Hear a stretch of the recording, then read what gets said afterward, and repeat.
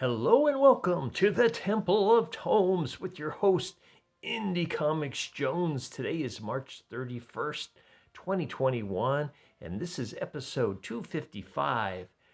We're looking at Mann's World, issue number 3. This has been a recommend. I've read the first two, and we're moving right along here. Right on the cover here, we've got this beast popping out of the water. Now, this does kind of happen, but this looks a lot more ominous than what we see in the book. It kind of comes up and brushes by them rather than come right at them. But, it is part of the whole scenario here.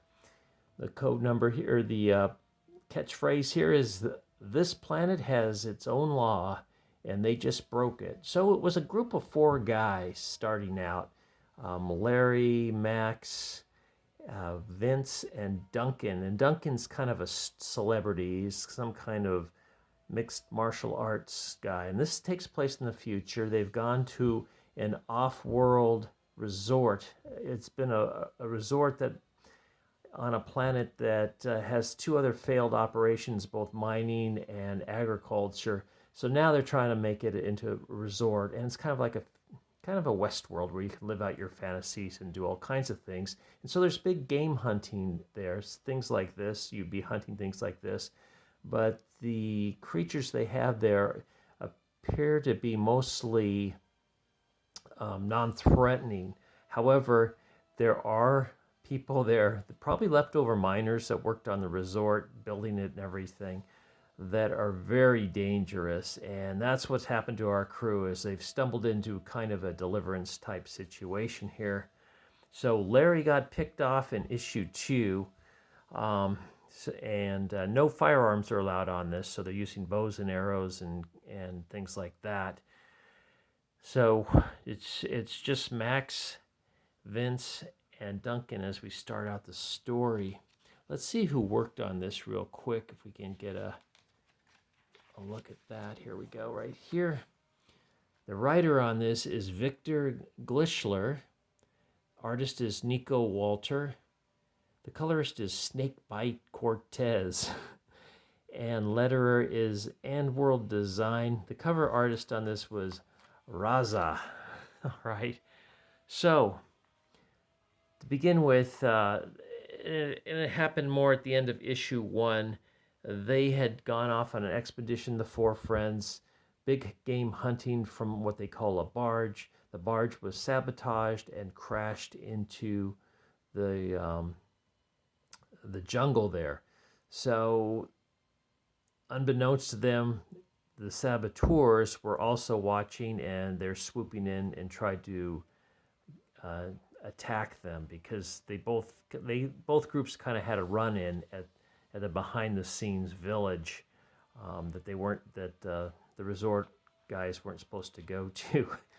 So the tourists weren't supposed to go to. So what has happened now is they're leaving Larry behind. They had another skirmish, and this left a number of the town folk dead, and Larry Rose, the hamburger king, also perished. So the last 3 guys are running for the river. They figure they can take the river back.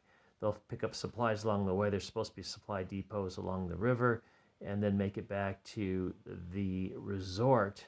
And they know that they're being followed, so they take off very quickly in these inflatable rafts after having a discussion of what kind of story they're going to tell. Duncan wants to say, don't say anything. The other 2 want to come clean and tell the exact story, that's exactly what happened. So the 3 take off in these inflatable rafts down the river. And this is where they come up upon the river beast. They keep on going, and they're gonna keep paddling until night.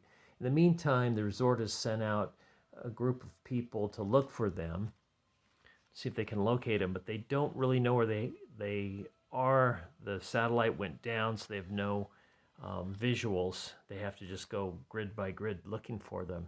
So they decide to park for the night. They're using their rafts as beds. And Max says, I have to go to the bathroom, and so So Vince goes off to sleep. Duncan goes off to sleep. Suddenly, it's morning, and Vince wakes up. Chariot. We are reviewing Chariot on this channel, so stay tuned for more of those. That was a recommend as well. They wake up and they start talking a little bit about it. They go, well, hey, by the way, where is Max? And he said, you know what? I don't think he came back from his call to nature. So they go out looking for him and they find him. And it appears he fell in some kind of trap or something, but he's all speared up. So we got to get out of here quick.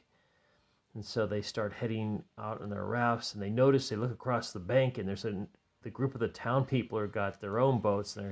So it's a river chase now. And in hot pursuit, the townspeople are, and suddenly Vince sees like, we got a waterfall. Got some rapids coming up. And so he makes it through. Duncan makes it through. These double hard boats, though, do not make it through. And but they continue on with who they have with them. As you can see, they're having all kinds of trouble. Actually, one boat comes over and crashes through the other one. Then Duncan heaves a spear just for the heck of it, I guess. He nails one of the guys, knocking the other guy into the rocks. So Duncan's very pumped, but they don't realize there's this other bigger waterfall coming, and Vince is able to negotiate it, so he must have had some kind of kayaking skills, whereas Duncan goes underwater. He scrapes on some rock down there, so he's wounded. Vince patches him up, and they're kind of like in this valley now with all these rock formations. Here you got Vince doing some medical stuff that they had was in their supply kit, and they're kind of holding out here, wondering what they're going to do.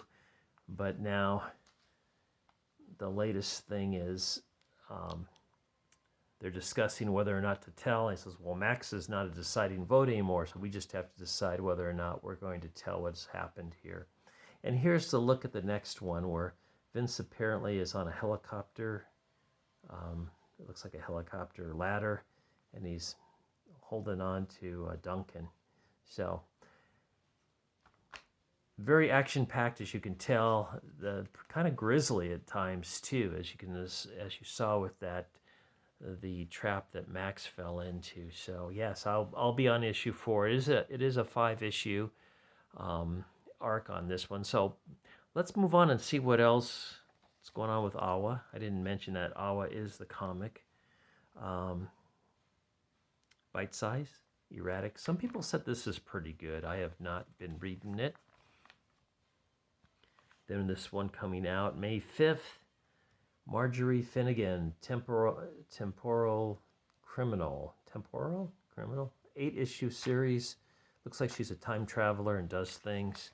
And finally, just kind of a collection of what Awa Upshot's got out there right now. So we are doing Mann's World, and we are doing Chariot. I don't see Chariot on here. So, right there, duh. So that's my review of this. It is a recommend. It gets the good excavating seal of approval. And thanks for stopping by and listening to my review. As always, please like, please subscribe, please leave comments, and we'll see you next time at the Temple of Tomes. As always, this is Indie Comics Jones bidding you adieu.